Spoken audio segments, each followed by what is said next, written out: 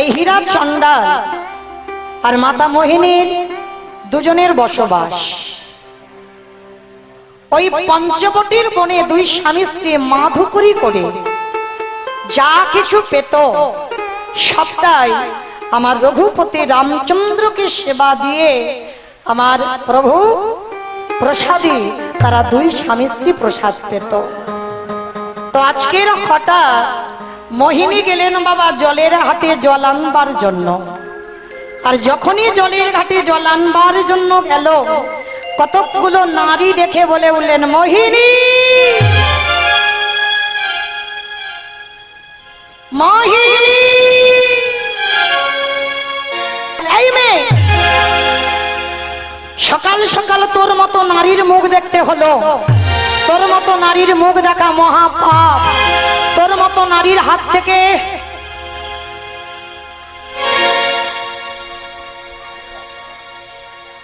রাধে আমার আর এক মা 100 টাকা গোবিন্দ সেবার জন্য দিয়েছেন।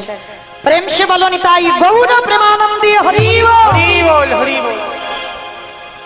তো আজকের যেই না বাবা মোহিনীকে কত কটু ভাষা বলছে, তোর মতো নারীর মুখ দেখা মহাপাপ, তুই নিঃসন্তানী বলে তোর হাতের দান কোনোদিন শুদ্ধ নয়, তোর মতো নারীর মুখ সকালবেলা দেখলাম মানে আমাদের যাত্রা অশুভ হয়ে যাবে। মোহিনী জলের কলসিতে আর জল নিল না, পাগলিনীর মতো কাঁদতে কাঁদতে ছুটতে ছুটতে স্বামীর চরণে এসে আছাড় খেয়ে পড়ে বলল, দয়ামা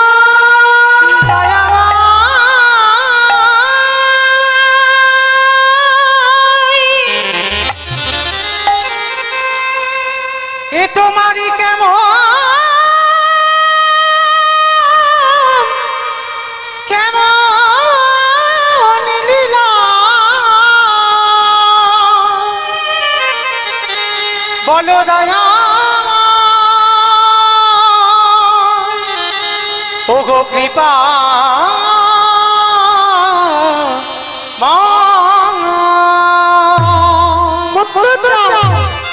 কি আমার অন্যায় ছিল, কি আমার অপরাধী ছিল, আমি তোমার এত ডাকি এত কাঁদি, আমার গর্ভে কোনো সন্তান নাই বলে আমার ঘরে কোনো অতিথি আমার হাতের দান নেয় না, সবাই বলে আমি নিঃসন্তানী বলে আমার মুখ দেখা মহাপাপ, আমার মুখ দেখে কেউ কোথাও গেলে নাকি তাদের যাত্রা অশুভ হয়ে যায়। বলো না ভগবান কি পারে না কৃপা করে আমাদের ঘরে কাউকে দিতে? হীরা চণ্ডাল বলে উঠলেন, মোহিনী কেঁদো না, কেঁদো না মোহিনী, কেঁদো না, কেন ভুলে যাচ্ছ? চাইলে কম হয়, আর যদি ডাকার মতো ডাকতে পারো, ভালোবাসার মতো যদি বাঁচতে পারো, এত কিছু দেয়, এত কিছু দেয়, তুমি রাগবার জায়গা খুঁজে পাবে না। মোহিনী, সন্তানের কাছ থেকে তো তুমি সুখ পাবে না,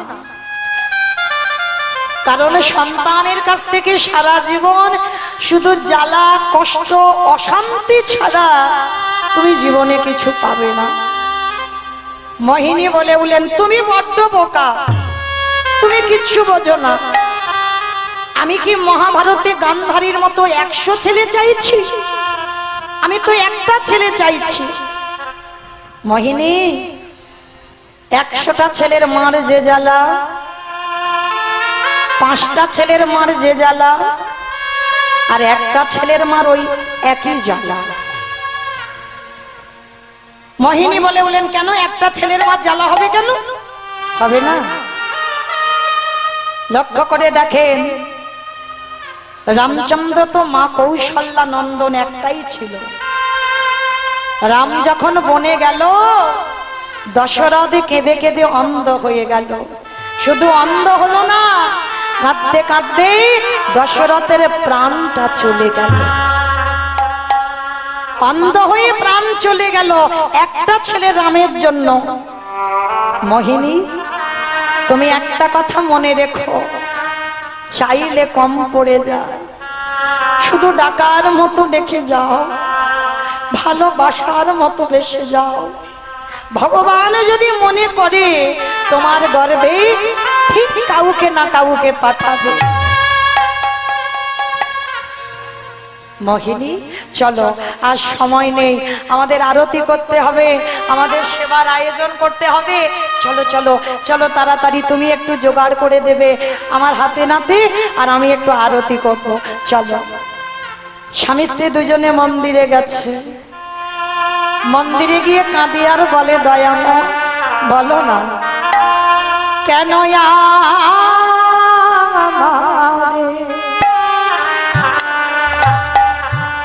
কেউ মা বলে না, আমি কেঁদে কেঁদে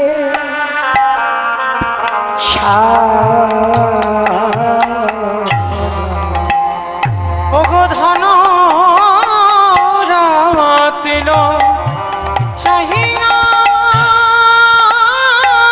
আমি, তুমি কৃপা করো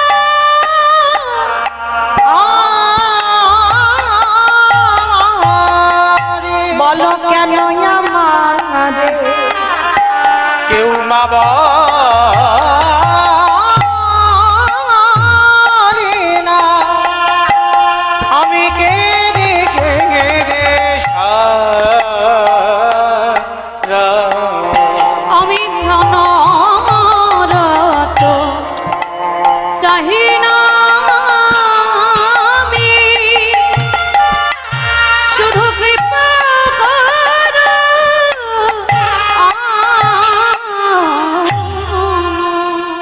প্রতিদিন মা মোহিনী ভগবানের চরণে বসে বসে কাঁদে। একদিন আমার ভগবান কৃপা করে মোহিনীর গর্ভে কাউকে পাঠালো। নারী জাতি তো বুঝতে পেরেছে, অনুভব করেছে মা হবে।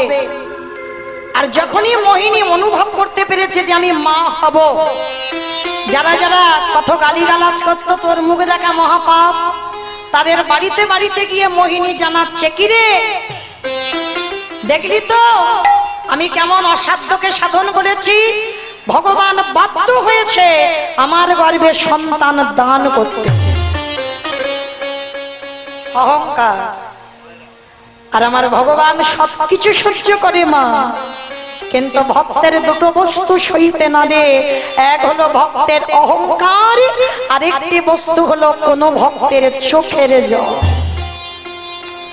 যেই না অহংকার করে মোহিনী সবাইকে ডেকে ডেকে বলছে, দেখো আমি অসাধ্যকে সাধন করেছি, আমার ডাকে ভগবান আমার গর্ভে সন্তান দিতে বাধ্য হলো। দেখলে তো কেমন সাধনা করেছি আমি। ভগবান মন্দিরে বসে চমকে উঠেছে, মোহিনী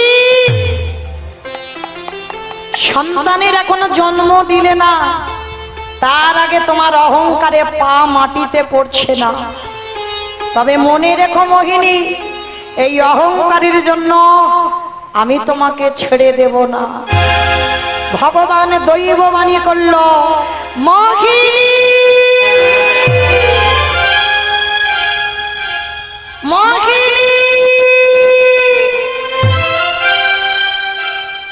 যে সন্তান তুমি গর্ভে ধারণ করলে, ওই সন্তানের তুমি জন্ম দেবে। কিন্তু আমি তোমাকে অভিশাপে দিয়ে রাখলাম, এই সন্তানের কোনোদিন তুমি মুখ দর্শন করতে পারবে না, পারবে না, পারবে না। মোহিনী চমকে উঠল, কে তুমি, কে তুমি?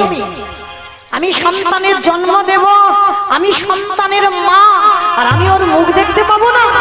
চলে যাও, চলে যাও এখান থেকে। বুঝতে পারলো না কে অভিশাপটা দিয়ে গেল। দেখবেন বাবা, অনেক অনেক মা আছে সন্তান জন্ম দিতে গিয়ে মৃত্যু হয়ে যায় মায়ের। এগুলো কেন হয় জানো? কর্মফল। তোমার অহংকারীর ফল। কাঁদালে কাঁদিতে হয়, এ কথাটা মিথ্যা নয়। তুমি যদি জীবনে কাউকে না কাঁদাও, তোমার জীবনে কান্না রিটার্ন আসবে না। তুমি যদি জীবনে কাউকে দুঃখ না দাও, তোমার জীবনে কোনোদিন দুঃখ হবে না। তুমি কোনো না কোনোদিন কোনো কারোর ধন যদি চুরি না করো, তোমার সম্পদ চুরি কোনোদিন হতো না। এইগুলো বাবা অনুভূতি, জানতে হবে, ভাবতে হবে।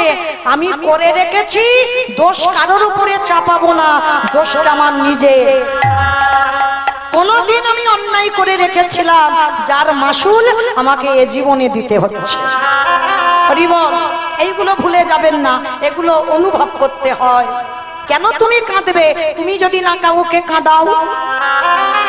আজকের মোহিনী ভগবানের অভিশাপ বিশ্বাস করলো না। কে তুমি? আমি ওর জন্ম দেব, আমি মা, আর আমি ওর মুখ দেখবো না? যাও, তুমি চলে যাও। ভগবান চলে গেল, ঠিক কথা। দিন যায়, মাস যায়, বছরে যায়, আর ভক্তদের তো একটাই বলা, একটাই গাওয়া, রাধা কৃষ্ণ সেবিব জীবনে মা তেরা মনে। রাধা কৃষ্ণ সেবিব জীবনে মরণে। রাধা কৃষ্ণ সেবিব মুই জীবনে মরণে। হরি বল। এইটা বাবা নরোত্তম দাস ঠাকুরের কথা বল। যে স্থানে লীলা করে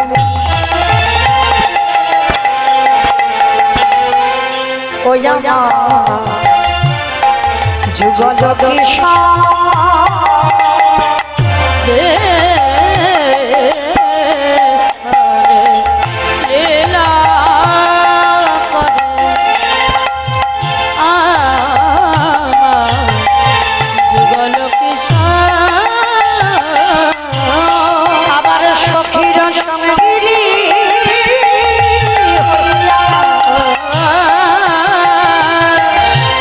সখীর সঙ্গিনী হইয়া তাহে রঘু রাধা কৃষ্ণ সেবিব রাধা কৃষ্ণ সেবিব মুই জীবনে মরণে। বৃন্দাবনে নিত্য নিত্য গোটায় আমার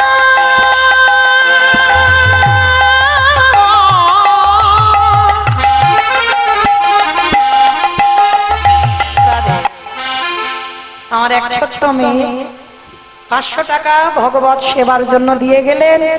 আমার হৃদয়ে যত ভক্তি আছে, আমার রাধারানীর কাছে প্রার্থনা করব, ও বড় হয়ে যেন পিতামাতাকে শ্রদ্ধা করে, বড় হয়ে যেন রাধার চরণের দাস হতে পারে। নিতাই গৌর প্রেমানন্দে হরি বল। আহা বৃন্দাবনী নৃত্য নৃত্য যুগল বিলাস ওগো প্রার্থনা পাদই সদাই নরতম প্রার্থনা করি সদা ওগো প্রার্থনা করি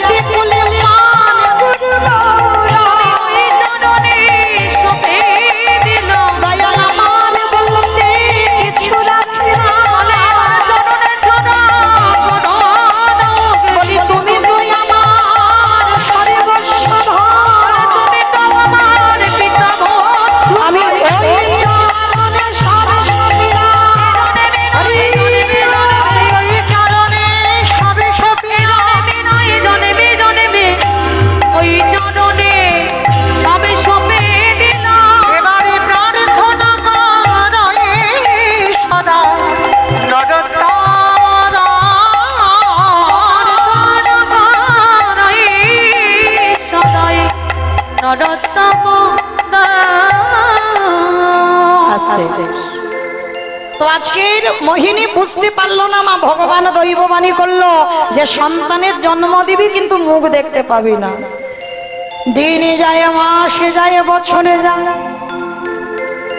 10 মাস 10 দিনের গর্ভবতী মাতা মোহিনী আমার নয়ন জলে কাঁদে আর বলে স্বামী গো আমাইরা 3 দিন হয়ে গেল মোহিনী আমার কিছু খেতে পাইনি। 3 দিন হয়ে গেল। যদি কোনো গর্ভবতী মা 3 দিন কিছু খেতে না পায় তার কত কষ্ট হয় বলেন তো। আমরা তো মা, আমরা জানি, আমরা বুঝি। আর যারা মা হয়নি তারা বোঝে না, যারা জানেও না। 3 দিন কিছু খাচ্ছে না, কারণ ভিক্ষায় কিছু পাইনি আর খাওয়াও হয়নি। তা মোহিনী স্বামীকে বলছে, স্বামী যাও না, আমার জন্য তুমি কিছু ওই গ্রাম থেকে একটু ভিক্ষা করে আনো। যাও না স্বামী, বড্ড খিদে পেয়েছে। মোহিনী তুমি এখন ভালো আছো তো? হ্যাঁ স্বামী আমি ভালো আছি, তুমি আমার জন্য একটু খাবার এনে দাও। ঠিক আছে তুমি থাকো, আমি দেখি তোমার জন্য কি খাবার পাই। হীরা চন্ডাল বেরিয়েছে, ভগবান ডাক দিল, পাবন দে, বরুণ দে, ইন্দ্র দে। বাবা এরা কারা? পবন দেব ঝড় বৃষ্টি বাতাস, বাতাসের দেবতা পবন। বরুণ দেব বৃষ্টি দেয়, ইন্দ্রদেব বজ্র দেয়। 3 দেবতাকে ডেকেছে, তোমরা এমন করে ঝড় বৃষ্টি তোলো যেন হীরা চন্ডাল আর ভিক্ষা করে ঘরে ফিরতে না পারে। প্রথমেই বলে নিয়েছি বাবা, বিশ্ব ব্রহ্মাণ্ডে যা যা কিছু ঘটে সবই তার চিত্রপটে। যা কিছু হয় সব তার ইচ্ছাতে হয়। এইবার সঙ্গে তবে দেখো ঝড় বৃষ্টি তুলো আমার ভক্তের অঙ্গে যেন আঘাত না লাগে, কারণ ভক্ত আমার মাতা পিতা, ভক্ত আমার গুরু, ভক্ত আমার রেখেছে নাম বাঞ্ছা কল্প। ভক্ত যেদিন সেবা দেয় সেদিন সেবা পায়, ভক্ত যেদিন না দেয় সেবা উপবাসে যায়। ভক্ত দেয় বলে এত দাম, আরে ভক্ত যদি না দেয় আমাদের কোনো ভগবানের কোনো দামই থাকবে না। এই যে যে ভক্তগুলো আমার দাম দিচ্ছেন ভগবত সেবার জন্য, কৃপা হবে না মনে করেছো? এ জন্মে না হয়, সাধিতে সাধিতে যদি কৃষ্ণ কৃপা করে এ জন্মে না হয় জন্ম জন্মান্তরে কোনো না কোনো জন্মে তার রাতুর চরণে আশ্রয় হবে, এ কোনো ভুল নেই। আজকে হীরা চন্ডাল ঘর থেকে যেই না বেরিয়েছে, একটা বাড়ি থেকে চাল ডাল আলু সবজি অনেক কিছু পেয়েছে। আজকে রান্না করে নিজের হাতে মোহিনীকে খেতে দেবে হীরা চন্ডাল। আর যখনই বাবা চাল ডালটা পেয়ে বাড়িতে আসবে, ওই ঝড় বৃষ্টিতে হীরা চন্ডাল আর এগোতে পারছে না। এত ঝড় বৃষ্টি, একটা গাছের তলায় বসে আছেন, আর এদিকে ঝড় বৃষ্টি শুরু হলো আর ওদিকে মায়ের প্রসব যন্ত্রণা শুরু হলো। ভগবানের লীলাটা কেমন দেখুন, ভক্ত জন্মাবে ঘষে মেজে নেবে না, যে সহ্য করতে পারে কিনা দেখে। এদিকে ঝড় বৃষ্টি আর ওদিকে প্রসব যন্ত্রণা শুরু, এত অসহ্য যন্ত্রণা। মোহিনী চিৎকার করে কাঁদছে, কেউ কি নেই,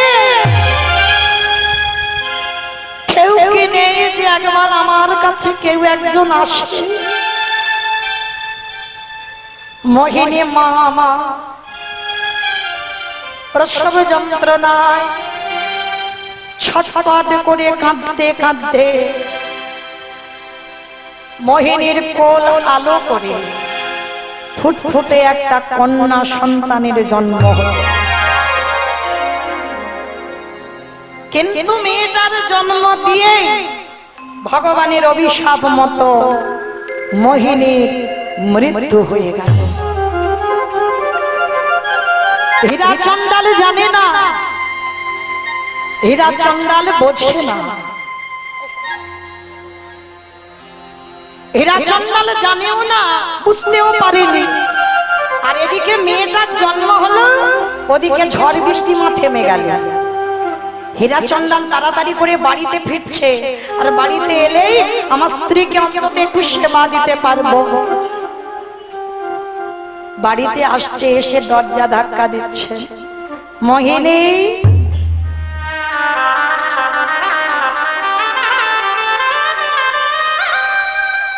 ঘুমালে? ও মোহিনী, তুমি বলেছিলে না তোমার আজকে খুব খিদে পেয়েছে? দেখো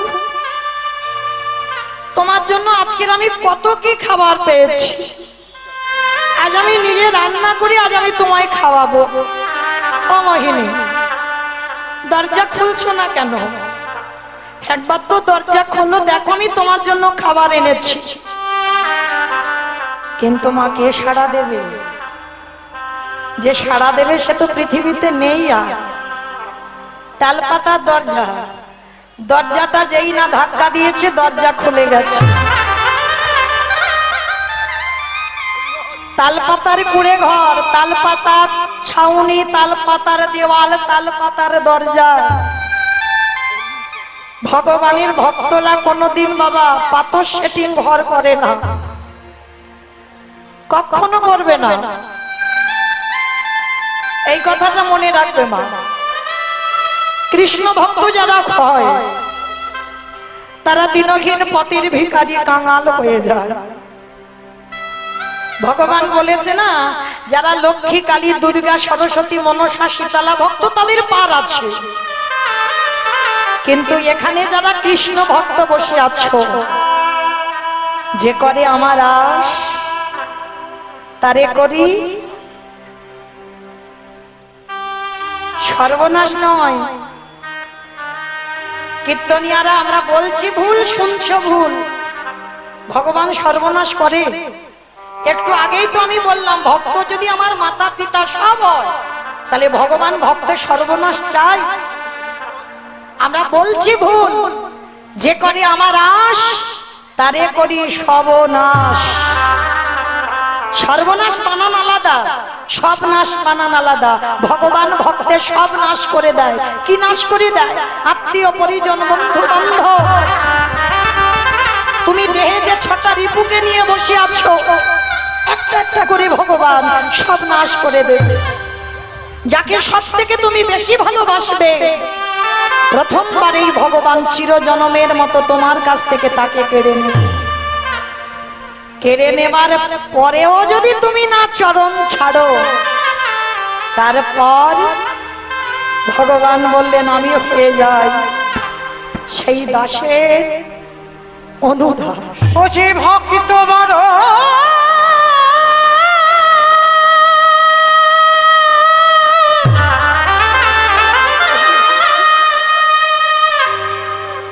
ও যে ভক্ত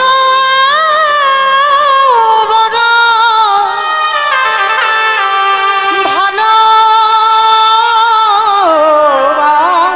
ভালোবাসে, ও যে ভক্ত ছাড়া, ভক্ত ছাড়া রহিতে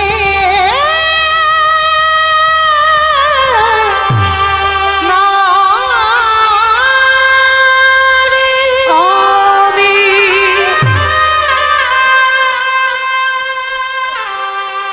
সুখের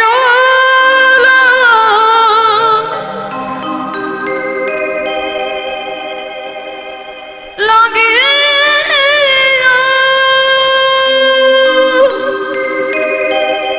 ভগবানের ভক্ত যারা হবে তাদের কি দুর্গতি হয় দেখো।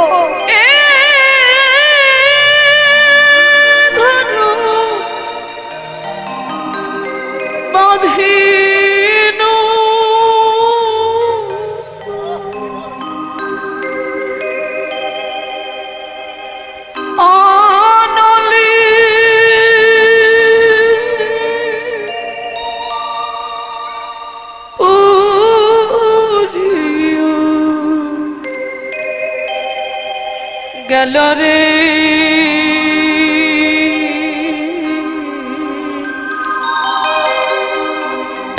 অনলি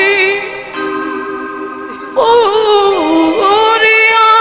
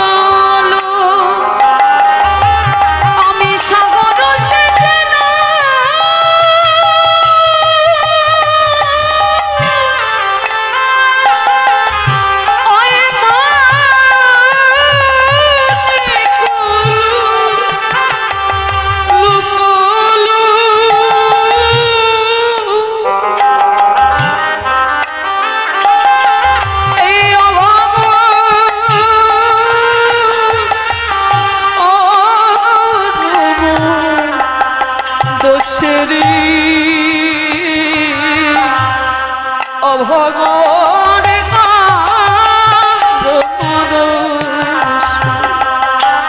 আমি সুখের লাগিয়া অবিধির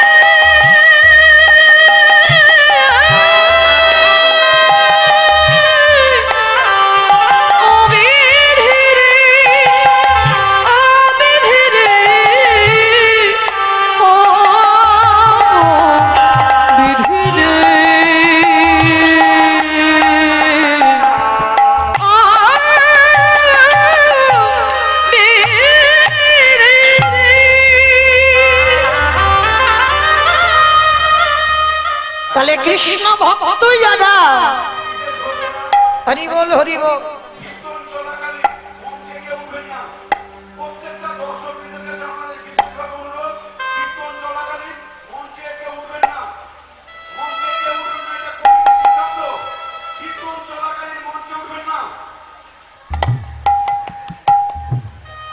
নিতাই গৌর প্রেমানন্দে হরি বল হরি হরি বল বল হরি বল হরি বল। হীরা চন্দালে যেই না দরজাটা খুলল, গিয়ে দেখে না স্বামীর মৃতদেহ পড়ে আছে। হীরা চন্দাল জানে না যে স্বামী স্ত্রীর মৃত্যু হয়ে গেছে। যেই না গিয়ে দেখেছে পাশে একটা ছোট্ট মেয়ে। বাবা তো কোনোদিন বাবা বলা সম্পদ দেখেনি গো। মেয়েটাকে কোলে করে আগে তুলে নিয়েছে। ও মোহিনী, মোহিনী গো, দেখো না, তুমি বলেছিলে না তোমার মতো একটা মেয়ে হোক, তোমাকে আর কেউ কোনোদিন বলবে না তুমি নিঃসন্তানী। কেউ কোনোদিন বলবে না যে তোমার হাতের দান শুদ্ধ নয়, তোমার হাতের দান কেউ নিতে চাইবে না, কেউ বলবে না। একবার চেয়ে দেখো, তোমার মতো একটা কি সুন্দর মেয়ে হয়েছে। কিন্তু কে সাড়া দেবে?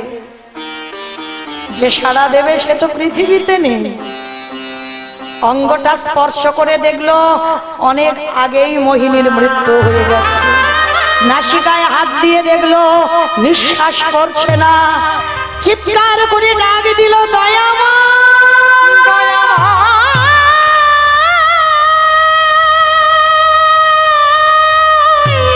কি আমার অন্যায় ছিল, কি আমার অপরাধ ছিল? প্রভু যে তোমায়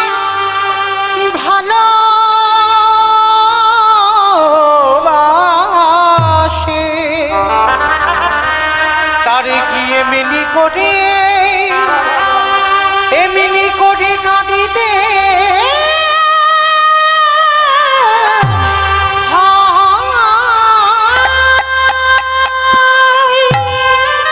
এবার তুমি বলতে পারো ওই একদিনের বাচ্চাটা রেখে যে ওর মা চলে গেল, আমি কি করে ওই মেয়েটাকে বাঁচাবো?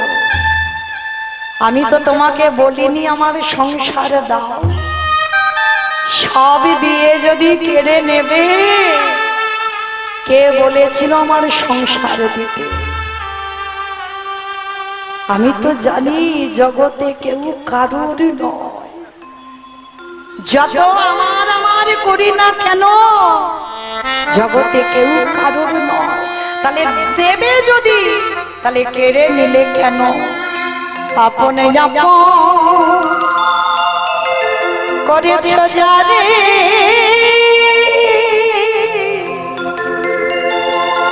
বন্ধু সে তো আপনে নয়। দিনে ফুরালে বুঝবে তখন হাওলে যে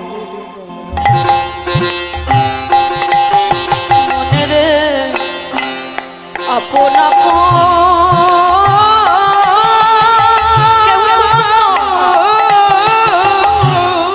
কেউ নয়, কেউ নয়। আপন আপন করছো জানি না, না সে তো আপন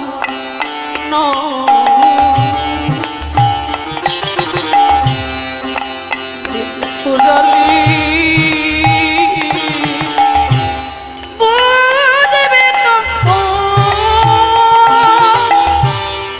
আপন যে পরে আপন যে পরে ভাই বলো বন্ধু বলো,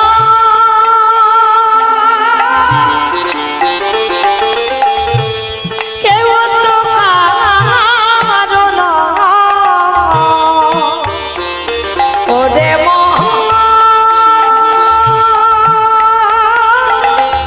কেউ তো কারো নয়।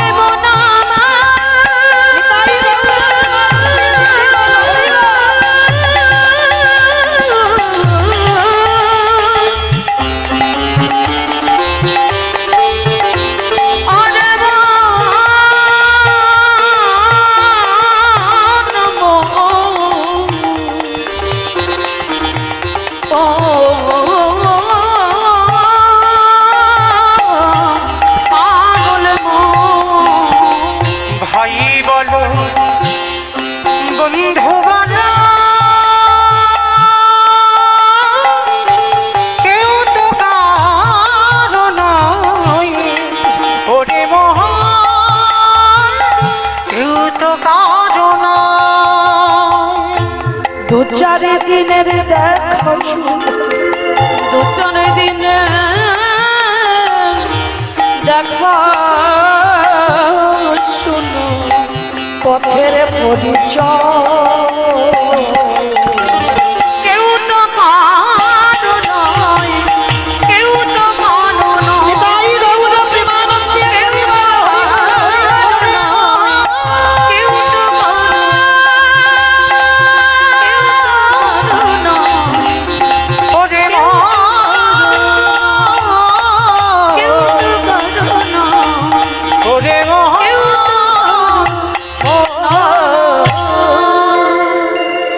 ও মায়েরা মনে রেখো, কোনো সন্তান জন্ম দিয়ে যদি বাবা চলে যায় মা মানুষ করতে পারে, আর যে সন্তান জন্ম দিয়ে মা চলে যায় মানুষ হয়, কিন্তু মায়ের মতো কি পারবে গো? বাবাও ভালোবাসে মাও ভালোবাসে, কিন্তু দুটো ভালোবাসার একটু তফাৎ। এটা বাস্তব দেখবেন, বাবার ভালোবাসাগুলো হলো ঐশ্বর্যে আর মাদের ভালোবাসাগুলো হলো মাধুর্যে। তো আজকে একদিনের মেয়েটাকে কোলে করে তুলে নিয়ে হীরা চন্দাল কাঁদছে, দয়াময় বলে দাও আমি একে কি খাওয়াবো? আমি আজকে লোকের বাড়ি যাব, আজ দেবে, কাল দেবে, পরশু দেবে, তারপরের দিন তো দেবে না, তাহলে আমি একদিনের বাচ্চাকে কি করে মানুষ করব? তুমি তো আমাকে নিতে পারতে, ওর মাকে তো বাঁচিয়ে রাখতে পারতে। ভক্ত যখন কাঁদছে, ভগবান আর থাকতে পারলো না। ভগবান কি করেছে জানো? ভক্ত বাৎসল্য ভগবান স্বর্গ থেকে একটা কামধেনুকে পাঠিয়েছে। এই স্বর্গের কামধেনু, বাবা, এই কামধেনুর একটা নিয়ম আছে। কি নিয়ম? না, এর কাছে বাবা যে যা চায় তাকে তাই দিয়ে দেয়। সোনা দানা টাকা পয়সা মণি মাণিক্য যা চাইবে এই কামধেনু তাকে তাই দিয়ে দেবে। তো কামধেনুটা ওই হীরা চন্দালের দরজার ধারে এসে হাম্মা হাম্মা রবে ডাকছে। হীরা চন্দাল ছুটতে ছুটতে গাভীটার কাছে গেছে, আর গিয়ে বাবা একটা পাত্র গাভীটার উদরের নিচে দিয়েছে। গাভী, আমার একটা মেয়ে জন্ম নিয়েছে রে, ওর জন্ম দিয়ে ওর মা মরে গেল, কৃপা করে আমার মেয়েটার জন্য একটু দুগ্ধ দিবি। ও তো ভগবানের পাঠানো দুধ।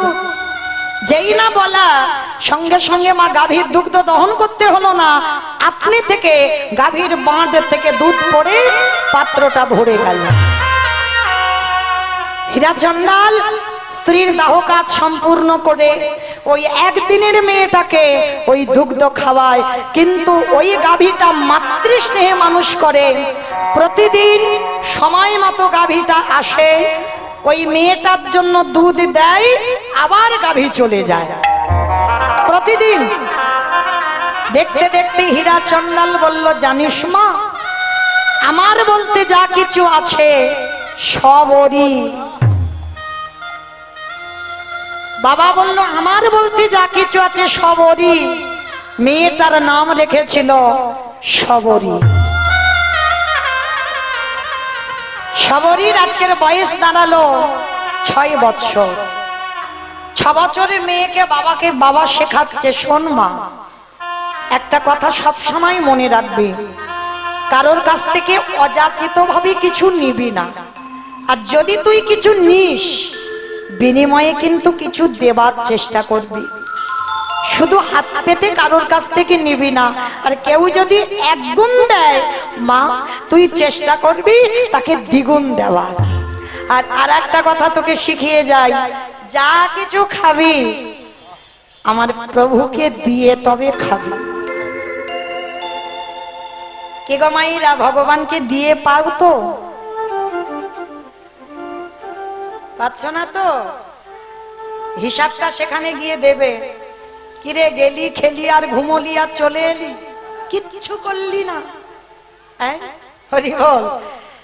তাহলে সবাই তোমরা পাচ্ছি না প্রসাদ পেতে, তো যারা প্রসাদ পাচ্ছেন না তাদের উদ্দেশ্যে নিবেদন, যা কিছু খাবেন একটু যদি জলও খান, একটা কথা বলতে ভুলে যাবেন না, ভোজনে চ জনার্দন।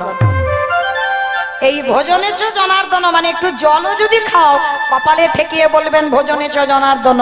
আর এটা বলা মানে আমার সেবার আগে আমার গোবিন্দ সেবা হয়ে গেল। যা কিছু খাবে সবটাই আগে গোবিন্দ সেবা করে নিল। এই মন্ত্রটা কেউ ভুলে যাবেন না। যদি ভুলে যান একবার জিজ্ঞেস করবে, ভোজনে চ জনার্দন, যা কিছু খাবে প্রথম পারসটা নিয়ে যারা আমিষ আহার করেন ওই মাছ মাংস পাতে দেওয়ার আগে একটু থালাটা স্পর্শ করি বলবেন সবকটা, যারা নিরামিষ সেদিন হবে তো খুবই ভালো, একটু তুলে নিয়ে বলবে ভোজনে চ জনার্দন। আর এইটা বলা মানে আমার সেবার আগে আমার গোবিন্দ সেবা হয়। তো আজকে হীরা চন্দাল মেয়েকে শেখাচ্ছে, শোনমা যা কিছু খাবি দিয়ে খাবি, কেমন? ঠিক আছে বাবা। তা মেয়েটাকে ঘুম পাড়িয়ে রেখে বাবা হীরা চন্দাল গাছে ভিক্ষা করতে। ভগবান মনে মনে ভাবছে, দাঁড়াও, প্রথম পরীক্ষাটা ওর মাকে কেড়ে নিলাম, এবার দ্বিতীয়বার পরীক্ষা। দ্বিতীয়বার পরীক্ষা শুরু হলো কিরকম না, বাবা গেছে ভিক্ষা করতে, মেয়ে সবরই ঘুমাচ্ছে, আর ঘুমের ঘরে পাটা লেগে প্রদীপটা উল্টে পড়ে গেছে। আর যখনই পড়ে গেছে তাল পাতার পুড়ে ঘর দাউ দাউ করে জ্বলে উঠেছে। সবরই মা তো জানে না, সবরই নিশ্চিন্তে ঘুমাচ্ছে। আর যখন পুড়ে ঘরটা দাউ দাউ করে জ্বলছে, স্বর্গ থেকে যে গাভীটা দুধ দিয়ে যায়, গাভীটা দেখতে পাচ্ছে কি সবরই ঘুমাচ্ছে, এত দাউ দাউ করে আগুন জ্বলছে। এইবার গাভীটা স্বর্গ থেকে ছুটে এসে বড় বড় শিং দিয়ে সবরীকে জাগিয়ে দিয়েছে। আর সবরী মা চিৎকার করছে, আগুন আগুন আগুন আগুন আগুন আগুন বলে চিৎকার করছে। তাল পাতার পুরে ঘর দাউ দাউ করে ধরে উঠেছে, জ্বলছে ঘর। আর গাভীটা সবরীকে ঠেলা দিয়ে গাভীটা নিজেই এনে গাভীর উদরের নিচে সবরী মাকে বসিয়ে রেখেছে। রাখে হরি মারে কে, মারে হরি রাখে কে। একটা পশুকুলে জনম, তার ব্যবহারটা দেখো মানুষের থেকে অনেক বেশি। হঠাৎ যদি ঘরে আগুন লেগে যায় বাবা, এখানে সবার সেই মানসিকতা আছে যে একেবারে হঠাৎ ছুটে আগুনের ভিতরে ঢুকবে? আছে তেমন মানুষ? বাবা দরকার নেই ওখানে যাবা, চল বাবা বাড়ি যাই, চ, ও যে পোড়ার পুড়ছে। হরি বল, রাধে রাধে মায়েরা। কিন্তু এই জন্য মহাজনেরা বলছেন মানুষের থেকেও পশু পাখিরা আমার গোবিন্দকে বেশি ভালোবাসে। যদি বলো কেন, দেখেন বাবা, এ জগতে কোন ভক্ত, একজন ভক্ত দেখাতে পারবেন যে হৃদয় চিরে দেখিয়েছে রাম সীতার যুগল মূর্তি? একজন ভক্ত দেখাতে পারবেন? শুধু করেছিল ভক্তপ্রবর বীর হনুমান। এই হনুমান ছাড়া কেউ পারেনি। হৃদয়ে রাম সীতা বসে আছে দেখিয়েছিল বক্ষটা চিরে। কবে দেখিয়েছিল জানো ও মায়েরা? একদিন আমার হনুমান সীতামাকে বলেছিল, ও মামা, ওই নারী জাতিরা মাথাতে লাল মতো ওটা কি পড়ে গো? মামা ওটার নাম কি গো? কি নাম? সিঁদুর। বাহ, আচ্ছা সিঁদুর কেন পড়ে? স্বামীর অমঙ্গলের জন্য। দেখেছো, স্বামীর অমঙ্গলের জন্য নাকি? কিরকম ছিড়ি দেখেছো কথা বলার? স্বামীর অমঙ্গলের জন্য কেউ সিঁদুর পরে? হ্যাঁ, বেটা ছেলে জানে না, পড়ে না, ওই জন্য বলছে। কিন্তু মা একটা কথা বলি, ভুল খুব একটা বলেনি। তবে তোমাদের এই দৌলতাবাদে নয়, আমার ডায়মন্ড হারবার এলাকার কথা বলছি। এখন সিঁদুরের এত দাম, প্রচুর দাম। হ্যাঁ, বাজারে একটা বাবা লিকুইড, আমার মায়েরা জানেন, বাবারা দাদা ভাইরা জানে না, ওই বাজারে একটা লিকুইড কিনতে পাওয়া যায়। সে ছোট মতো একটুখানি ঠেকিয়ে দেবে, বাবা বিয়ে হয়েছে কি হয়নি বোঝাই যাবে না, আবার সাইড করে শীতে কেটে চাপা দিয়ে দেবে। তবে তোমাদের এখানে নয়, কান মুলে নিচ্ছে, আগে বলে দিচ্ছি। আমার এলাকায় আছে, পিছন থেকে তো বোঝাই যাবে না বাবা কে নারী আর কে পুরুষ। কিন্তু একটা কথা চরণ ধরে বলে যাই, এটা আমার কথা নয়, সীতা মা বলছে হনুমানকে, হনুমান শোন, প্রত্যেকটা নারী শীতেতে সিঁদুর দেয় তার স্বামীর মঙ্গলের জন্য। মায়েরা এটা আমাদের জন্য নয়। কেন? যদি আমাদের জন্য হতো তাহলে প্রত্যেকটা নারী তো বিয়ের আগে ব্যবহার করতে পারতো কি না? এখন বাবা এমন মডার্ন যুগ হয়েছে, শাঁখা পড়বে তো পলা পড়বে না, পলা পড়বে তো লোহা পড়বে না, এইগুলো হয়েছে, মডার্ন যুগ হয়েছে। কিন্তু মনে রেখো, এই শাঁখা পলা লোহা শীতের সিঁদুর এই কটা সম্পদ শুধুমাত্র তোমার স্বামীর মঙ্গলের জন্য, তোমার স্টাইলের জন্য নয়, আর তোমার সৌন্দর্যের জন্য নয়, ওটা তোমার স্বামীর মঙ্গলের জন্য। কে বলছে? মৌমিতা নয়, সীতা মা বলছে। তা হনুমান তো মানুষ নয়, কপিকুলে জন্ম। হনুমান বলছে, ও মামা, তা তুমি কেন পড়েছো? কিরাম ছেলে দেখেছো? আরে বাবা, আমি পড়েছি যাতে তোর প্রভু রামচন্দ্রের মঙ্গল হয়। ও, তুমি আমার প্রভুর মঙ্গলের জন্য সিঁদুর পড়েছো?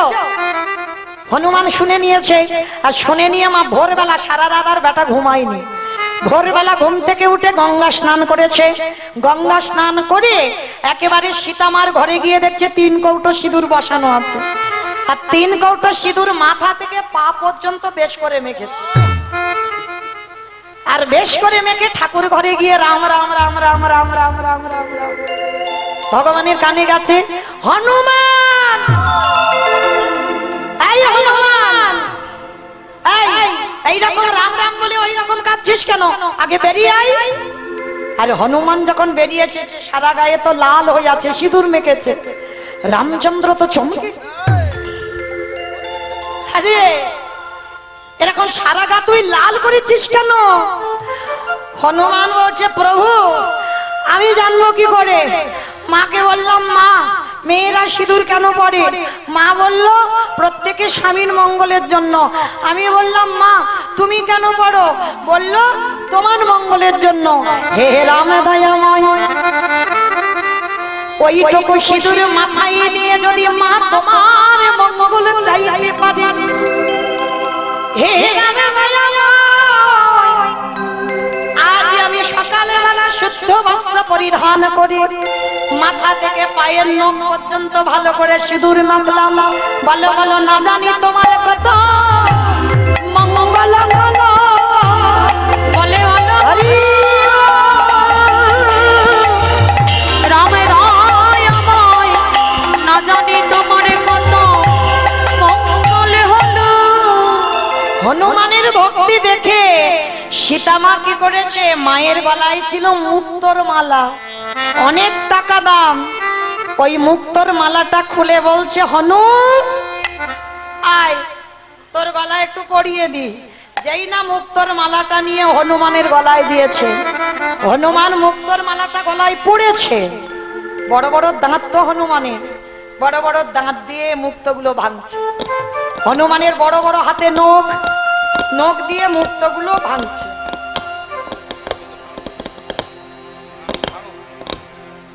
আর যখন ভেঙে দিচ্ছে, কিছুক্ষণ ভাঙার পর ওই মালাটাকে দূর করে ফেলে দিয়েছে। সীতামা রেগে গিয়ে বলল, হনুমান, এই জন্য তোকে বলে তুই হনুমান। হনুমানের গলায় মুক্তোর মালা সাজি। হনুমানে কেঁদে বলেছিল, মা গো,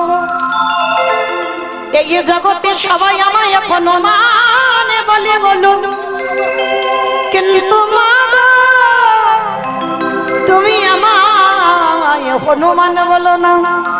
কেন ফেলে দিলাম জানো?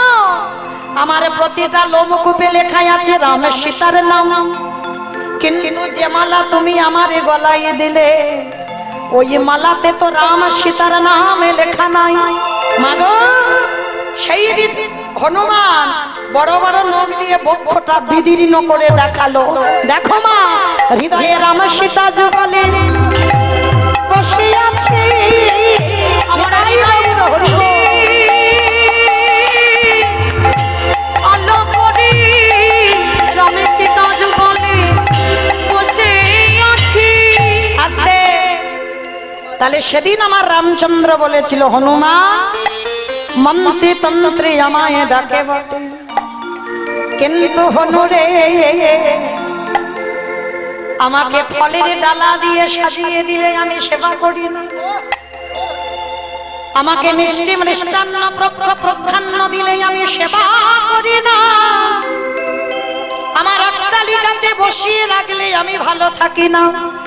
আমি কোথায় দুর্বল হয়ে জানিস হনুমান, এই জগতে তোর মতো যদি কোনো একজন ভক্ত ওরে তোর মতো করে আমায় ভালোবাসিতে বাসিতে পারে, মনে প্রেমে দিয়ে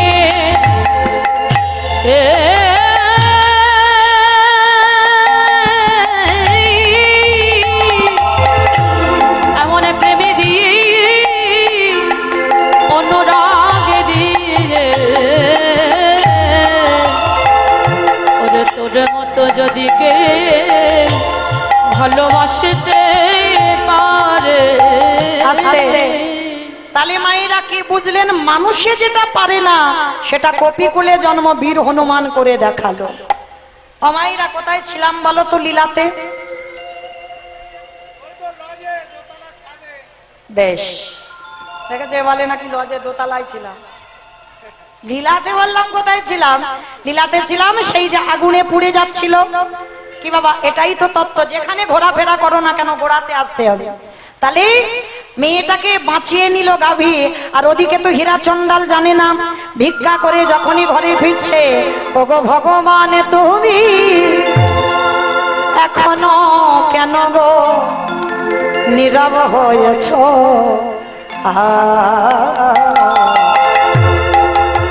তোমার সৃষ্টি তোমার বিধান মানে না দেহমা, ওগো তোমার সৃষ্টি তোমার বিধান মানে না কেহ। ওগো ভগবান তুমি এখনো কেন গো নীরবে হয়েছ? ওগো তোমার সৃষ্টি তোমার বিধান মানে না কেহ। ওগো তোমার সৃষ্টি তোমার বিধান মানে না কেহ। তুমি সুখী জনা কর সুখী, এই দুঃখী জনার তোমার সৃষ্টি তোমার বিধান মানে না কেহ। নিতাই গৌর প্রেমানন্দে হরি বল হরি বল হরি বল। বিধান মানে না কেহ।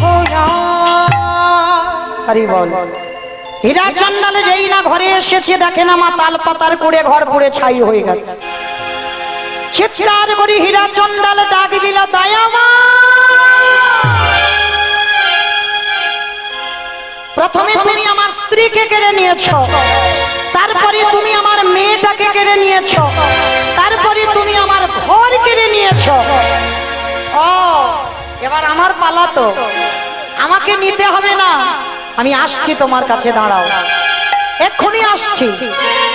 ওই সরুজ নদীর জল আর সরুজ নদীর জলে ঝাঁপ দেবে বলে হীরা চন্ডাল সবে ঝাঁপ দিতে যাবে, এমন সময় দেখলো কি গো, ওগো গা বট বৃক্ষে তলে সবরি সবরি কর জোর করে বট বৃক্ষে তলে সবরি সবরি কর জড় করি গাভীর উদর তলে ভজেন শ্রী হরি। আমার গাভীর জড় তলে ভজে শ্রী হরি। সবরি কর জোরে নাম করে অগরাম দয়া দয়া কর বলে সবরি কর জোরে নাম করে। আস্তে এইবার সবরী মার কাছে যেই না বাবা হীরাচন্দাল গেল, হ্যাঁ রে মা তুই আগুনে পুড়ে যাসনি? যাব কি করে বাবা, এই গাভীটা তো আমায় বাঁচিয়েছে। আহারে, এইবার বাবা নতুন করে আবার একটা পাতা দিয়ে ঘর বাঁধলো, আবার শুরু করলো বাবা মেয়ের সংসার। ভগবান মনে মনে ভাবলো মাকে কেড়ে নিলাম, ঘর কেড়ে নিলাম, তবু ভক্ত তো জব্দ হলো না, আবার একটু বেশি দেখতে হবে। হঠাৎ 3 দিনের জ্বরে দৈব দুর্ঘটনায়, আজকে দৈব দুর্ঘটনায় মৃত্যু হয়ে গেল হীরাচন্দালে। সবরী মা একা হয়ে গেল। সবরীর বয়স তখন মাত্র 6 বছর। জন্ম নিয়ে মা হারালো, 6 বছর বয়সে বাবা হারালো। মেয়েটার কি করে চলবে বা? মেয়েটা সবরী মা কি খায় জানো? শুনে নাও না, এমনি এমনি ভক্ত নয়। সবরী খেত কি? ওই মতঙ্গ সাধু, মানে পঞ্চবটির বনে এক ধারে মতঙ্গ সাধুদের আশ্রম ছিল।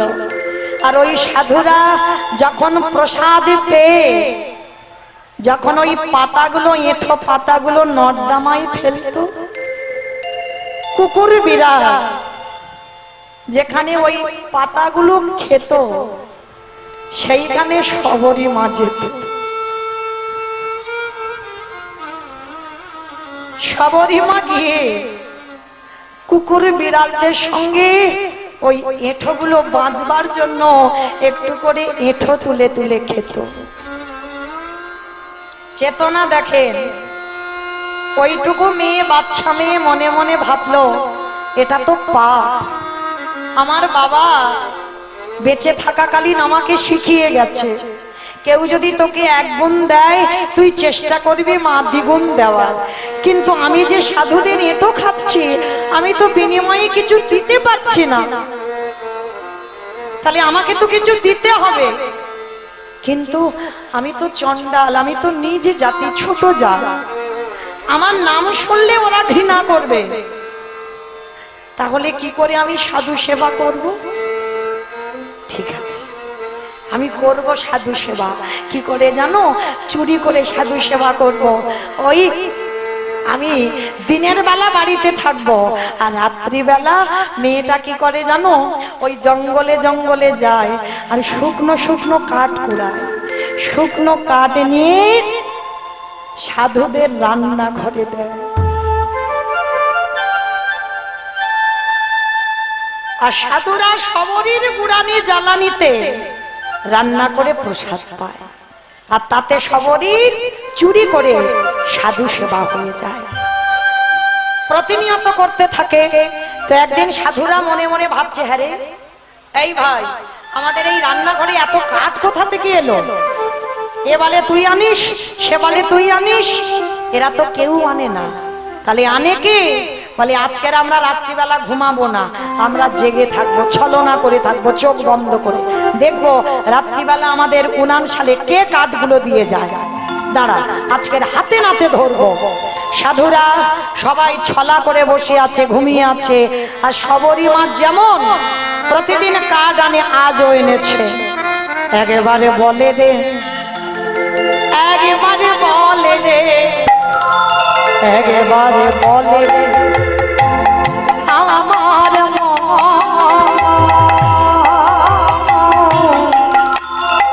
কতদিনে পাবিরে তো সাধুর শ্রীচরণ। উলুধ্বনি মাইরা বলে রে, একেবারে বলে রে, বলে রে আমার মন, কতদিনে পাবি রে তুই সাধুর শ্রীচরণ। আসতে যেই না কাঠের বোঝাটা নিয়ে সাধুদের রান্নাঘরে ফেললো, সমস্ত সাধুরা এসে সবরী মার হাতটাকে চেপে ধরলো। এই মেয়ে, কে তুই? নাম কি? বাড়ি কোথায়? বাবা মা কে? থাকিস কোথায়? উত্তর দে। অনেক প্রশ্ন, কিন্তু সবরীমার একটাই উত্তর, আমি সবরী। ও তার মানে তুই সেই হীরা চণ্ডালের মেয়ে, যে জন্ম নিয়ে মা মরে গেল, আর কদিন আগে যে বাবা মরে গেল, তুই সেই হীরা চণ্ডালের মেয়ে? ছি ছি ছি ছি ছি ছি ছি ছি গো, আমরা সাধু আর একটা চণ্ডাল হয়ে ওর গুড়ানি জ্বালানিতে আমরা রান্না করে প্রসাদ পাই? হ্যাঁ, দেখাচ্ছি মজা তোদের, দাঁড়া। সবরীমা করজোর করে বলছে, বাবা আমার ভগবান তো কোনোদিন জাত বিচার করে না, তোমাদের এত জাত বিচার কিসের গো? ভগবান তো বলেছে, মুচি হয়ে শুচি হয় যদি কৃষ্ণ ভজে, শুচি হয়ে মুচি হয় যদি কৃষ্ণ তজে। তাহলে তোমাদের এত জাত বিচার কিসে? এই তোর মতো মেয়ের কাছ থেকে আমরা শিখবো কি করে সাধু সেবা করতে হয়, কি করে ভগবান সেবা করতে হয়, কি করে ভক্ত সেবা করতে হয়। দেখাচ্ছি মজা তোর, দাঁড়া।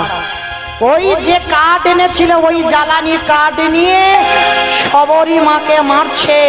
বেরিয়ে যা, দূর হয়ে যা, বেরিয়ে যা দয়ামা।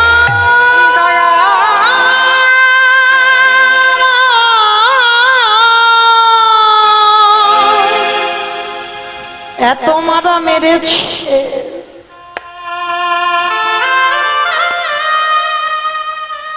সর্ব অঙ্গ দিয়ে মেয়েটা রক্ত ঝরে ঝরে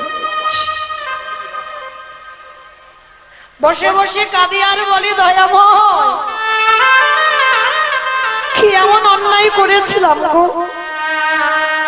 যার জন্য জন্ম দিয়ে মাকে খেয়ে নিলে, বাবাকে কেড়ে নিলে, আমার ঘর পুড়িয়ে দিলে, আর আজকে সবাই মিলে আমায় কিরকম মেরেছে দেখো। রক্ত ঝরে ঝরে পড়ছে, ও যে অনাথ, কেউ আহা বলার নেই। আর ভগবান বলেছে না, যার কেউ থাকে না আমি থাকি। মেয়েটার অঙ্গ দিয়ে যখন রক্ত মাটিতে পড়ছিল না, মেয়েটা কাঁদে আর বলে, দয়াময় মা ধরিত্রী কেঁদে উঠল, প্রভু তোমাকে যারা ভালোবাসে তাদের বুঝি এই রকম করে কষ্ট পেতে হয়? আর ওই সাধুদের মধ্যে একজন সাধু ছিল, যার নাম হচ্ছে বাবা রামানন্দ স্বামী। এই রামানন্দ স্বামী হচ্ছে সবরীমার দীক্ষা গুরু। আচ্ছা বাবা বলেন তো, এত কাঁদছে, এত ডাকছে, এত ভক্তি, তবু কৃপা হচ্ছে না কেন? দীক্ষা হয়, বেশ বেশ, আশ্রয় করেনি তো, দেহ শুদ্ধ নয়, কৃপা হবে কি করে? রামানন্দ স্বামী ছুটে এসেছে, ওই 6 বছরের মেয়েটাকে বুকে জড়িয়ে ধরেছে। দাঁড়াও দাঁড়াও দাঁড়াও, মেরো না ওকে, মেরো না, ও মরে যাবে, তোমরা যদি এমন করে মারো মরে যাবে, মেরো না। সবরীমাকে রামানন্দ স্বামী বুকে ধরেছে। আয় মা, আজকে আমি তোকে রাম মন্ত্রে দীক্ষা দেব, যা স্নান করে আয়। যেই না স্নান করতে গেলেন, স্নান করে আসবার পর রামানন্দ স্বামী রাম মন্ত্রে দীক্ষা দিল। শোন মেয়ে, আজকে থেকে যা খাবি প্রভুকে দিবি। গুরুদেব আমার তো কিছু নেই, আমি যে চিরকাঙালি,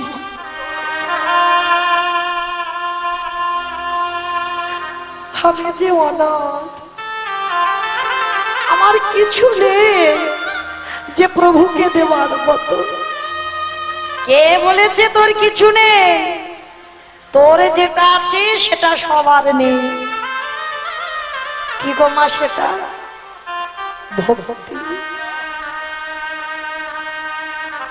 ভগবানকে বাঁধতে গেলে ভক্তি আর প্রেমের দড়ি দিয়ে তো বাঁধা যায়।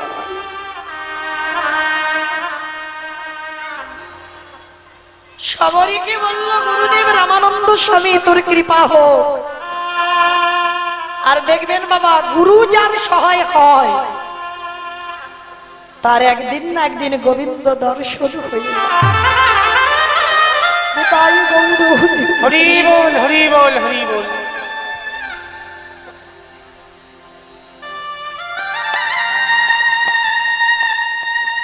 সবরই মা নতুন করে ভজন শুরু হলো বাবা, নতুন করে ভজন।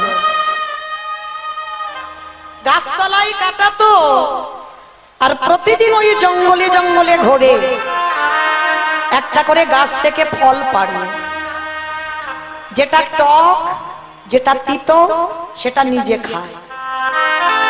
আমাইরা এই জায়গাটা খুব মন দিয়ে শুনবেন, আমার তো যাবার বাঁশি বেজে গেল গো, আর একটু পরে তোমাদেরকে ছেড়ে চলে যাব। বলা তো যায় না যে আবার কালকের আসবো, এই রাতের মধ্যে যদি বাঁশি বেজে যায় আর কালকে দেখা হবে না। হ্যাঁ, যে গরম পড়েছে বলা যায় না। রাধে। তো মাইরা সবারই নতুন করে শুরু হচ্ছে ভজন। প্রত্যেক দিন জঙ্গলে ফল পাড়ে, যেটা টক যেটা তিতো খেয়ে খেয়ে দেখে, সেটা নিজে খেয়ে নেয়, আর যেটা দেখে খেয়ে মিষ্টি ঝুড়িতে রেখে দেয়। কি গো মাইরা বলো তো, ভগবানকে ভালোবাসো ভালোবাসো, ভালোবাসা শিখেছো? শেখনি তো, শিখে নাও সবরীর কাছ থেকে। বলো তো, বাজার থেকে আম কিনে এনেছো, এত টক, লবণ দিয়ে খেতে হচ্ছে। দোকান থেকে মিষ্টি কিনে এনেছো, গন্ধ, যেটা নিজে খেতে পাচ্ছ না সেটা আমার ভগবান খাবে কি করে? ভেবেছো কোনোদিন? আঙুর ফল এত টক খাওয়া যাচ্ছে না, সেটা ভগবান খাবে কি করে? আগে দেখে নাও, নিজে খেয়ে যদি তোমার উপযুক্ত হয় তবে তুমি ভগবানের দিতে পারবে। এটা সবারই ভালোবাসা ছিল, যে যেমন ভাবে ডাকবে তার ডাকে ভগবান সাড়া দেবে। মনের মধ্যে সংকোচ রাখলে হবে না, নিঃসংকোচে ভালোবাসতে হবে। শান্ত দাস্য সত্য বাৎসল্য মধু, পাঁচটা প্রেমে তাকে বাঁধা যায়। তো এইবার সবরী মা শুধু বাবা এই কারণটা নয়, আরো একটা কারণ ছিল। কি কারণ? সবরী ছোটবেলায় শুনেছিল রামের শত্রু রাবণ, আর সবরী মার ভয়, যদি কোনো গাছের মধ্যে রাবণ বিষ দিয়ে দেয় আর আমার প্রভু যদি কোনোদিন ফল পেড়ে খায়, তাহলে তোমার প্রভুর মৃত্যু হয়ে যাবে। তাহলে মরতে যদি হয় আগে আমি মরব, আমার প্রভু যেন ভালো থাকে। কি গো মাইরা, রাম রাবণের যুদ্ধ কেন হয়েছিল বলো তো? কেন হয়েছিল বাবা? বউ চুরি হয়েছিল বলে। একেবারে সোজা কথা, একটা বাচ্চা বলে দেবে ভগবানের বউ চুরি হয়েছিল বলে রাম রাবণের যুদ্ধ। পরীক্ষার খাতায় লিখলে না একেবারে গোল্লা দিয়ে দেবে। রাম রাবণের যুদ্ধের জন্য, ওই সীতামাকে চুরির জন্য রাম রাবণের যুদ্ধ নয়। যুদ্ধের দুটো কারণ। প্রথম কারণটা কি, সীতামাকে যখন চুরি করতে রাবণ এলো, কোন রূপ ধরেছিল? সাধু। সেটা ছিল প্রথম রামচন্দ্রের রাগ। ধরলি তো ধরলি, সাধু বেশ ধরলি কেন? আর সাধুদের মুখে চুনকালি লাগালি কেন? সাধু হয়ে যদি নারী চুরি করে, সাধু হয়ে যদি নারী হরণ করে নিয়ে যায়, তাতে তো সাধু সমাজ কলঙ্কিত হবে।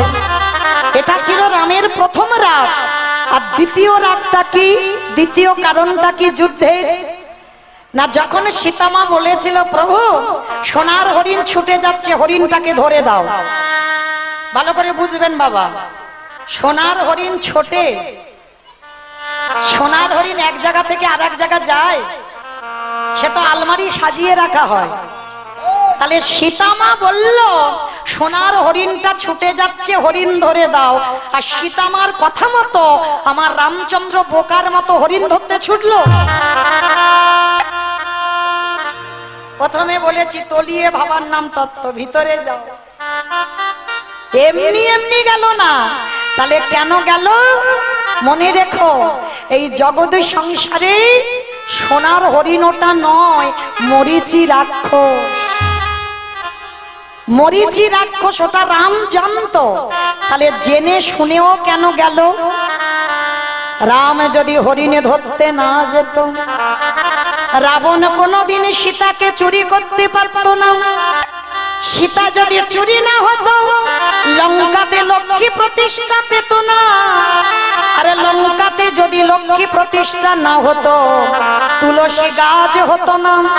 তুলসী গাছ না হলে মহাপ্রসাদ হতো না। মহাপ্রসাদ না হলে ভক্ত সমাজে বিতরণ হতো না। ভক্ত সমাজে বিতরণ না হলে কৃষ্ণ ভক্তির উদয় হতো না। কৃষ্ণ ভক্তির উদয় না হলে ওই রাবণের বংশ কোনদিন উদ্ধার হতো না। ওই কৃষ্ণ ভক্তি উদয় না হলে রাবণের রাজার বংশ কোনদিন উদ্ধার পেত না। আস্তে তাহলে কি বুঝলাম বাবা? সীতা যেদিন লঙ্কাতে গিয়েছিল ওখানে লক্ষ্মী প্রতিষ্ঠা পেল। আর যে বাড়িতে লক্ষ্মী থাকে না সে বাড়িতে তুলসী গাছ হবে না, শুধু হবে আর মরে যাবে। জানবে লক্ষ্মী নেই বলে তুলসী গাছ মরে যায়। আর যে বাড়িতে তুলসী চারদিকে ভরপুর জানবে লক্ষ্মী বিরাজমতী, সব সময় আসা যাওয়া করে। ওই জন্য এত তুলসী গাছ জন্মায়। তা যেই তুলসী পাতা না হলে প্রসাদ হবে না, আর প্রসাদ সেবা না করলে কৃষ্ণ ভক্তি হবে না, আর কৃষ্ণ ভক্তি না হলে রাবণের 1 লক্ষ ছেলে 1.25 লক্ষ নাতি উদ্ধার হবে না। তাহলে এই কারণে রাম রাবণের যুদ্ধ। শবরী মা প্রতিদিন ওই এঁটো ফলগুলো ঝুড়িতে রেখে দেয়। রেখে দিতে দিতে দিতে দিতে আজ শবরী মার যাওয়ার সময়। দন্ত পড়ে গেল, কেশ পেকে গেল। এ আমার এক পাগল ভক্ত, সব জায়গায় রাধারানী যেন কৃপা করে তার চরণে আশ্রয় দেয়, এইটুকু আমার রাধারানীর কাছে প্রার্থনা। নিতাই গৌর প্রেমানন্দে হরি বল। হরি বল হরি বল। আজকে শবরী মার দন্ত পড়ে গেল, কেশ পেকে গেল, চামড়া আলগা হয়ে গেল, লাঠি ঠুকে হাঁটে, কোমর ভেঙে গেছে। আর রামচন্দ্র এসে শবরী মা শেষ সময় ডাক দিল, শবরী।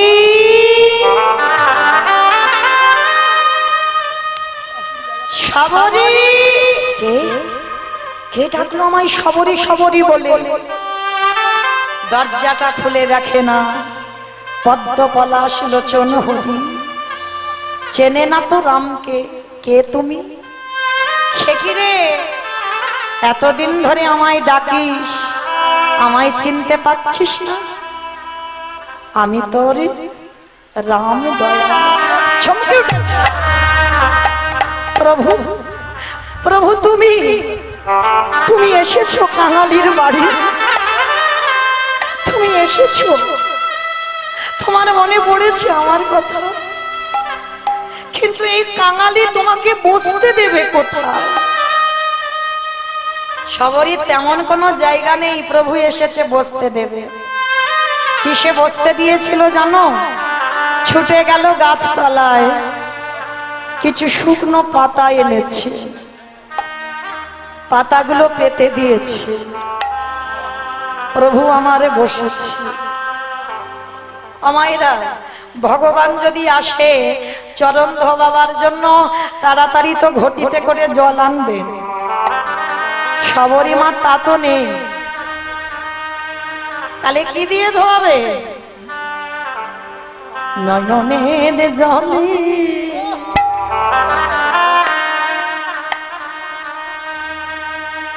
আজ শবরী মায়া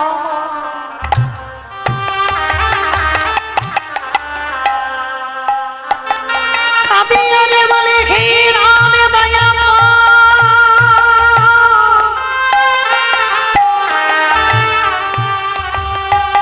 তোমার চরণ ধোবার আমার কিছু না, রইল আমার নয়নের তাই তোমার চরণে দেব।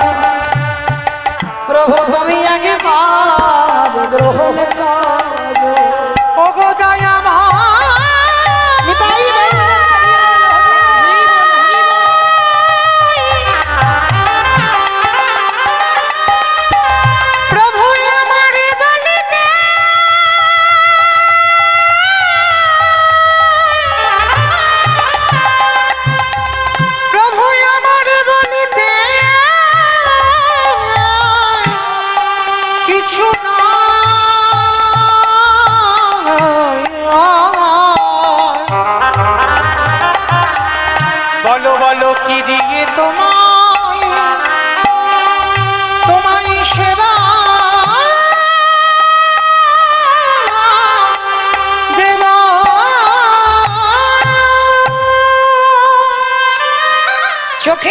দিয়ে চরণ ধোমালো, আঁচল দিয়ে মোছাবে না বাবা, যদি ব্যথা লাগে মাথা রেখে এসে খুলে দিল।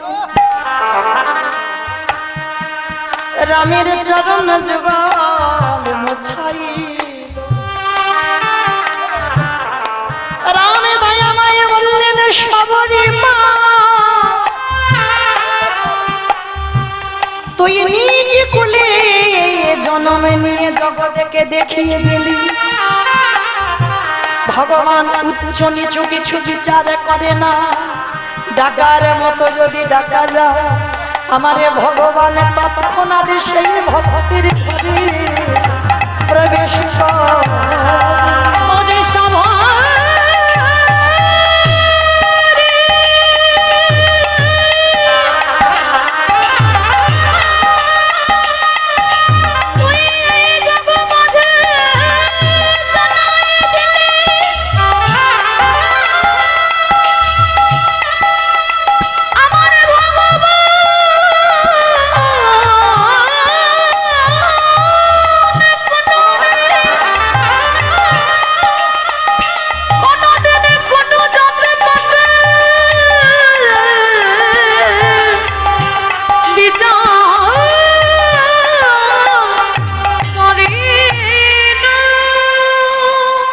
আমি ভক্ত বড় ও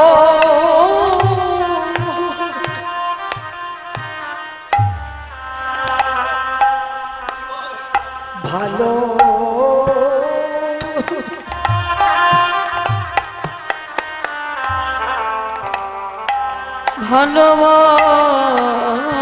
ভালোবাসি,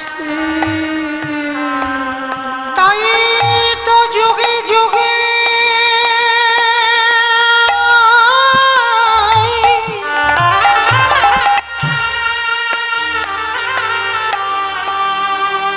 তাই তো যুগে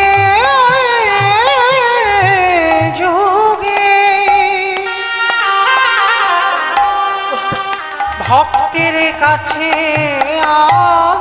আসি। আমি ভক্ত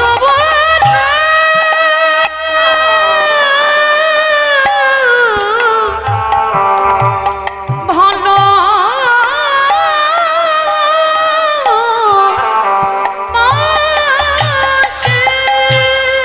রামচন্দ্র বললেন সবরি বড্ড খিদে পেয়েছে মা, খেতে দে না, খুব খিদে পেয়েছে। প্রভু খাবে? তুমি, আমি চন্ডালিনী, আমার হাতে তুমি খাবে? কেন খাবো না, দে। ছুটে গেল ঘরে, সেই ঝুড়িতে যে খাওয়া ফলগুলো রেখেছিল কোনোটা পচে গেছে, কোনোটা পোকা লেগে গেছে, আর যেটা শুকিয়ে গেছে ওই একটা ফল নিয়ে আমার রামের বদনে দিচ্ছে। হাত আর ওঠে না তো, কোমর ভেঙে গেছে। সময় থাকতে প্রভু এলো না, যখন অসময় হলো তখন আমার প্রভু ভগবান বদনটা নিচু করলো, সবরীর হাত থেকে উচ্ছিষ্ট ফল খাবে বলে। সবে মাত্র সবরী দিতে যাবে, রামচন্দ্র ভাই পিছনে লক্ষণ বসেছিল, সবরীর হাতটাকে চেপে ধরেছে। এই মেয়ে, তোর এত বড় সাহস, আমার দাদার বদনে আমরা রাজভোগ দিই, ফল ফল মিষ্টি মিষ্টান্ন প্রখান্ন সেবা করে, আর তুই কিনা দিচ্ছিস তোর ওই থুতু লালা লেগে আছে, তোর মুখের এটো ফল। সবরীর হাত থেকে কেড়ে নিয়ে ফলটাকে দূর করে ফেলে দিল। আর যখনই ফেলে দিল, সবরী মা কোনোদিন রেগে যায়নি, আজকের গেল। রেগে গিয়ে বলে উঠলেন, প্রভু আমার প্রেম, আমার ভালোবাসা যদি সঠিক হয়, আমার থুতু লালা লেগে আছে বলে তোমার ভাই লক্ষণ ওই ফলটাকে তোমায় খেতে দিল না, দূর করে ফেলে দিল। তোমার ভাইকে আমি ছেড়ে দেব না।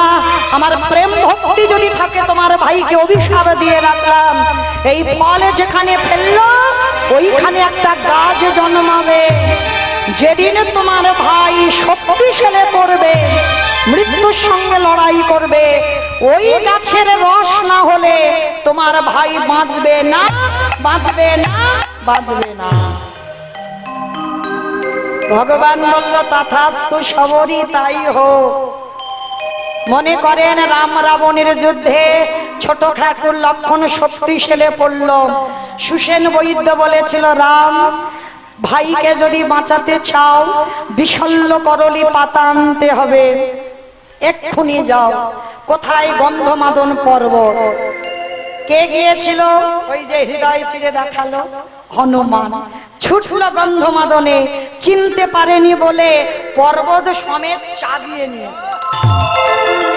ও বেটা শক্তি তো কম নয়, ছোটবেলায় সূর্যকে লাড্ডু মনে করে গিলে খেয়ে ফেলেছে,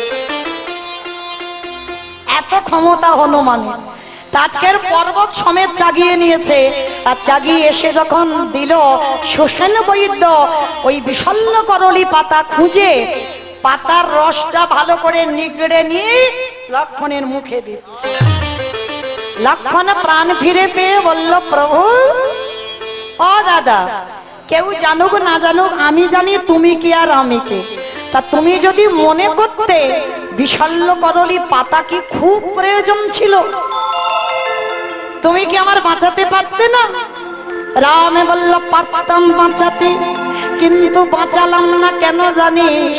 আমি ভক্ত বড় ভালোবাসি, তাই তো জয় জয় ভক্তের মনে রাখি, ভক্ত বড় ভালোবাসি। আস্তে লক্ষণ, আমি যদি তোমারে বাঁচাতাম, যার মুখে থুতু লালা লেগে আছে বলে আমাকে খেতে দিলি না, দেখলি তো সেই থুতু লালা লেগে থাকা চন্ডালিনীর মুখে নেঠো তোকে খেতে হলো। আমি জগৎকে দেখিয়ে দিলাম কে মুচি কে সুচি কে চন্ডাল, ওগুলো আমি দেখি না। শুধু প্রেম দিয়ে যেজন আমায় বাঁধে, ভালোবাসা দিয়ে যেজন বাঁধে, আমি জনমে জনম তার দরজায় বন্দী হোক। তাই বল, হরি বল, হরি বল, হরি বল। এইবার রামচন্দ্র শবরী মার কাছে গেলেন। শবরী মার কাছে গিয়ে এইবার বলছে, চল, মতঙ্গ সাধুরা তোকে ঘৃণা করত, তাদের কাছে আমি তোকে সম্মান বাড়িয়ে দেব। এইবার শবরী মার হাত ধরে যখন গেল, কিন্তু একটা কথা বলেছিল শবরীকে, শবরী এ জন্মে আমার লক্ষণ তোর হাতের ফল খেতে দিল না, কিন্তু আমি খাবো। আগত দাপরেতে কৃষ্ণ অবতারে যেদিন আমি ব্রজে যাব, তুই জন্ম নিবি মথুরা নিবাসী, তোর নাম হবে মালিনী। আর সেদিন তুই ফল বিক্রি করবি, আর ফল বিক্রি করতে করতে আমার নন্দালয়ে আসবি, আমি হামাগুড়ি দিয়ে তোর কাছ থেকে ফল চেয়ে খাবো। আর বিনিময়ে আমার ওই গোপাল ফলবালির আঁচলে দুমুঠো ধান দিয়েছিল, আর সেই ধান ফলবালি মথুরায় বাড়িতে গিয়ে দেখলো সে ধান নয়, সোনার ধানে পরিণত হলো। হ্যাঁ, তাহলে আজকে জগতের সংসারে লক্ষ্য করুন বাবা, সেই শবরী মাকে মতঙ্গ সাধুদের কাছে নিয়ে গেল। সাধুরা বলল, প্রভু ও ছোট জাত, ওকে তুমি স্পর্শ করো না। একটা কথা বলবি না। আজকে এই শবরীর জন্য সাক্ষাতে আমাকে তোরা দর্শন পেলি। শবরীর কৃপা হয়ে গেল। শবরী বলল, প্রভু রাম অবতারে আমার হাতের ফল খেলে না, কৃষ্ণ অবতারে খাবে। তাহলে কৃষ্ণ অবতারে যখন আমার হাতের ফল খাবে, একবার এই দাপরেতে ত্রেতাতে তুমি দাপরে সেই রূপটা আমাকে একবার দেখাও। ভক্ত বাৎসল্য ভগবান আর থাকতে পারলো না, নামলো ধরায়। শবরী মা ত্রেতা যুগে বসে দাপরে কৃপা পাবে বলে আজকে ভগবান রামচন্দ্র কৃষ্ণ হয়ে রাধারানীকে বামে নিয়ে শবরী মাকে সাক্ষাতে দর্শন দিয়েছিল। মায়েরা ভালো থাকবেন, সুস্থ থাকবেন। আজকের মতো আমার শুভরাত্রি। কালকের আবার ঠিক বেলা 1টার সময় আপনাদের সঙ্গে আমার সাক্ষাৎ হবে। আমি আস্বাদন করব শ্রীমতী রাধারানী সূর্য পূজা। সবাই একটু সেজে গুজে চলে আসবে তাড়াতাড়ি, কেমন? শ্যামের বামে, শ্যামের বামে, শ্যামের বামে দাদা এলো নবীন কিশোরী।